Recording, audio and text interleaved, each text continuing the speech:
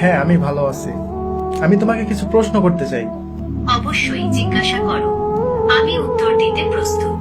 আচ্ছা, তুমি আমাকে বলতে পারো যে পৃথিবীর সব থেকে পুরাতন ধর্ম কোনটি, প্রাচীন ধর্ম কোনটি? পৃথিবীর প্রাচীনতম ধর্ম কোনটি তা নিয়ে ঐতিহাসিকদের মধ্যে কিছুটা বিতর্ক রয়েছে। তবে সাধারণভাবে হিন্দু ধর্মকে সব থেকে পুরনো ধর্ম মনে করা হয়। এর ইতিহাস প্রায় 4000 বছরেরও বেশি পুরনো। ও আচ্ছা, তার মানে তুমি বলতে চাচ্ছ যে হিন্দু ধর্ম 4000 বছর এমন আর কি হিন্দু ধর্ম, তাই তো? হ্যাঁ, মোটামুটি 4000 বছর আগে এই ধর্মের উৎপত্তি। আচ্ছা, তাহলে এখন বলো যে ইসলাম ধর্ম কত পুরনো, ইসলাম ধর্মের বয়স কত? ইসলামের ইতিহাস 1400 বছরেরও বেশি পুরনো। এটি 7ম শতাব্দীতে আরবে মহানবী হযরত মুহাম্মদ শাহরের মাধ্যমে প্রচারিত হয়। ও আচ্ছা, আপনারা এখনই কেউ ভিডিও স্কিপ করে যাবেন, ভিডিওটি শেষ পর্যন্ত দেখুন, অনেক কিছু জানতে পারবেন। আচ্ছা, তুমি কি হযরত ইব্রাহিমকে চিনো? ইব্রাহিম কে কে ছিলেন বলো তো? ইব্রাহিম ছিলেন একজন নবী এবং রাসূল। তিনি ইসলাম, খ্রিস্টান এবং ইহুদি ধর্মে একজন গুরুত্বপূর্ণ ব্যক্তিত্ব। মুসলিমরা তাকে আল্লাহর একজন প্রিয় বান্দা এবং ইসলামের একজন গুরুত্বপূর্ণ নবী মনে করে। আচ্ছা, তাহলে আমাকে বলো হযরত ইব্রাহিম থেকে এখন পর্যন্ত এই সময়টা কত সময়? হযরত ইব্রাহিম থেকে বর্তমান সময় পর্যন্ত প্রায় 4000 বছর। আচ্ছা, তাহলে হযরত নূহকে তুমি চিনো? হযরত নূহকে? হ্যাঁ, হযরত নূহ ছিলেন একজন নবী এবং রাসূল।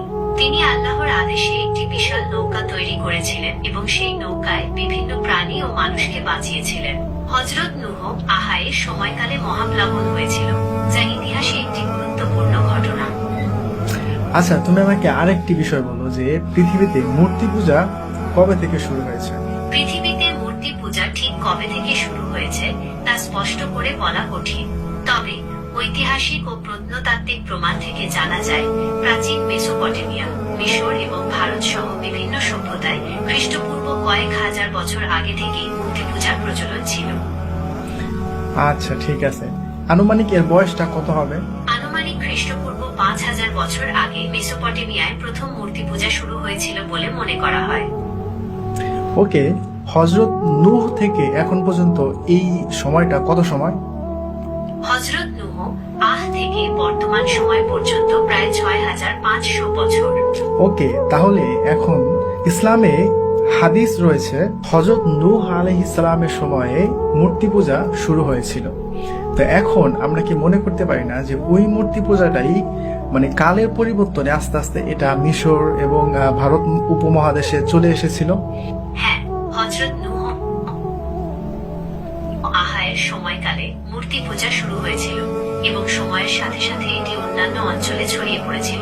তাহলে এখন তুমি আমাকে আরেকটি ইনফরমেশন দাও, যেটা এমন একটা বইয়ের নাম বলো যে বইটা এখন পর্যন্ত অপরিবর্তিত, মানে ওই বইটা মানে কোনো পরিবর্তন হয় নাই, শুরুতে যেমন ছিল এখনো তেমনই রয়েছে, তবে এই বইটা একটা ধার্মিক বই। মুসলমানদের পবিত্র ধর্মগ্রন্থ কোরআন অপরিবর্তিত রয়েছে। এটি একটি ঐশ্বরিক গ্রন্থ যা আরবি ভাষায় অবতীর্ণ হয়েছে।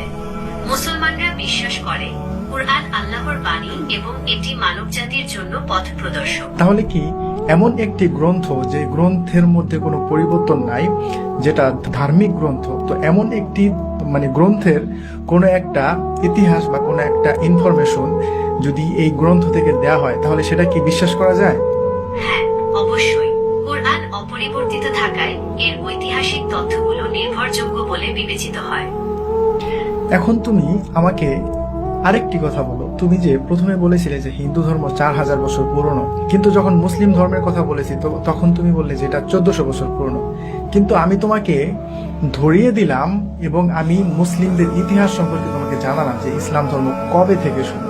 ইসলাম ধর্ম 1400 বছর আগে থেকে শুরু হয় নাই, হযরত মুহাম্মদ সাল্লাল্লাহু আলাইহি ওয়াসাল্লাম থেকে শুরু হয় নাই। ইসলাম ধর্ম তুমি ঠিক বলেছ। ঠিক আছে, আমি বুঝতে পেরেছি। তুমি ইসলামের ইতিহাসের সময়কাল নিয়ে জানতে চেয়েছিলে। যেহেতু ইসলামে হযরত আদম থেকে শুরু করে সকল নবী রাসূলগণের কথা উল্লেখ আছে, তাই এর ইতিহাস অনেক পুরনো। তবে হযরত মুহাম্মদ এর মাধ্যমে এই ধর্ম পূর্ণতা লাভ করে। হ্যাঁ, এটা বলা যায় যে হযরত মুহাম্মদ সাল্লাল্লাহু আলাইহি সাল্লামের হাত ধরে ইসলাম ধর্মের যে পূর্ণতা সেটা লাভ করে, কারণ হযরত মুহাম্মদ সাল্লাল্লাহু আলাইহি ওয়াসাল্লামের পরে আর কোনো নবী আসবে না এবং এখানে ইসলাম সম্পূর্ণ করে দেয়া হয়েছে। তবে ইসলামের শুরুটা হচ্ছে হযরত আদম থেকে, নূহ, ইব্রাহিম, তারপরে হযরত মুহাম্মদ সাল্লাল্লাহু আলাইহি ওয়াসাল্লাম, আর অনেক মাঝখানে অনেক নবী রাসূলগণ। হ্যাঁ জেমিনি, তুমি কি আসো এখনো? হ্যাঁ, আমি